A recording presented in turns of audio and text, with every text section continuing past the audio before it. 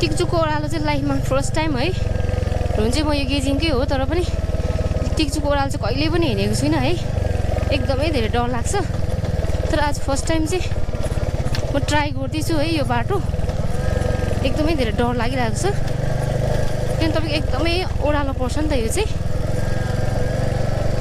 देख्नु सक्नुहुन्छ है, एकदमै ओह्रालो बाटो, सानो छ फेरि हो।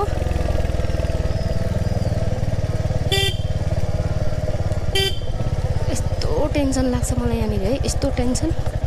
ओ बाबा रे, भिरमा गइँदैन कि बाल बाल बच गया। 1 नम्बर गियरमा है, त्यो पनि डर लाग्दैछ।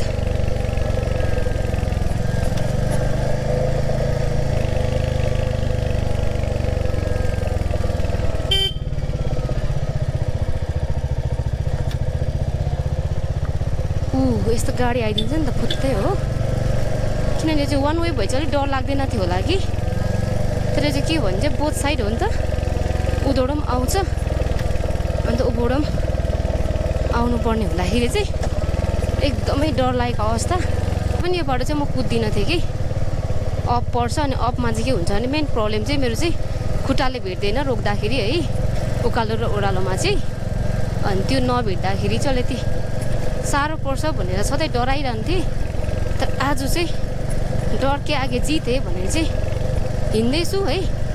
तर मुटुकहरू चाहिँ फुतफुत हुँदैछ, किनभने बाटो सानो छ नि त। उकालो त गएको पनि छुइनँ है, यो ओह्रालो चाहिँ फर्स्ट टाइम हो। फर्स्ट टाइम यो टिकजुको ओह्रालो पनि मेरो सक्सेसफुल होला जस्तो छ है। देख्नुहोस् त, हेर्नुहोस् त ओह्रालो कति चाहिँ ओह्रालो छ है। यहाँ चाहिँ रोक्नु पऱ्यो भने कसरी चाहिँ रोक्नु पर्ने होला।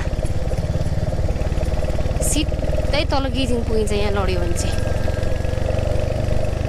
यस्तो ओह्रालो छ नि त, हेर्नुहोस् त। यहाँबाट लड्यो भने चाहिँ तपाईँको कहीँ नरोकी डाइरेक्ट गेजिङ बजारमा।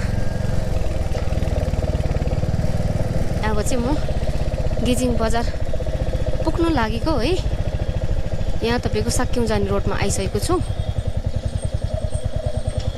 यहाँ चाहिँ तपाईँको साक्यौँ जाने रोड भन्छ, अनि यता हस्टेल जाने हुन्छ राइट साइड चाहिँ, र लेफ्ट साइड चाहिँ तपाईँको साक्यौँ जाने पर्छ है।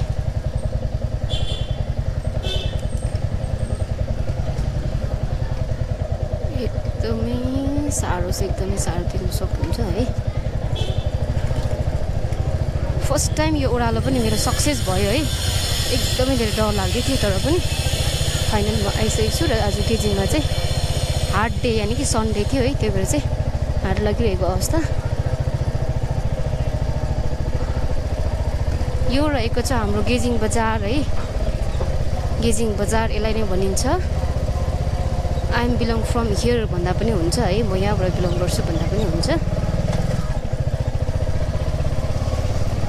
ट्रेडिङ कर्नर यहाँ राखिएको छ हामीले है, जुन चाहिँ हाम्रो 31 प्रोग्राममा राखेको थियो। र यहाँ चाहिँ रहेको छ स्ट्यान्ड, मेन स्ट्यान्ड। अनि यो उधोपट्टिको चाहिँ रहेको छ तपाईँको एसएनटी है, हाम्रो गेजिङको एसएनटी। समटाइम यहाँ पनि राख्नु मिल्छ बाइक, तर अफिस आवरमा चाहिँ होइन है।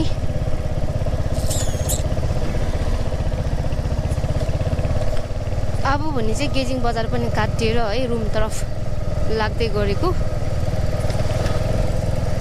यो चाहिँ रहेको छ तपाईँको जुम्सा फाटक भनिन्छ यसलाई, र पेलिङ फाटक पनि भनिन्छ।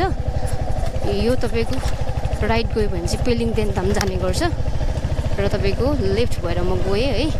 लेफ्ट चाहिँ तपाईँको कहाँ जान्छ भने चाहिँ जोरथाङ लेकसेप है, अनि तपाईँको लाङगाङहरू, तिक्जेकहरू, कलेजहरू जाने बाटो हो। अन्त चाहिँ यति भन्दै भन्दै है म चाहिँ घर आइपुगिसकेको अवस्था। र फर्केको चाहिँ म तपाईँको दराबबाट हो है। दराबमा तपाईँको म्याराथनको इभेन्ट थियो आज, र त्यो इभेन्टै एटेन्ड गरेर फर्किन लागेको। सो अब चाहिँ भने म डाइरेक्ट घर फर्किन लागेको, यानि घर पुग्नै आँटेको, कति पनि छैन मेरो यहाँदेखि है। सो मेरो सर्ट भिडियो चाहिँ यति नै रहनेछ। So thank you so much for watching my short blog है। So bye by.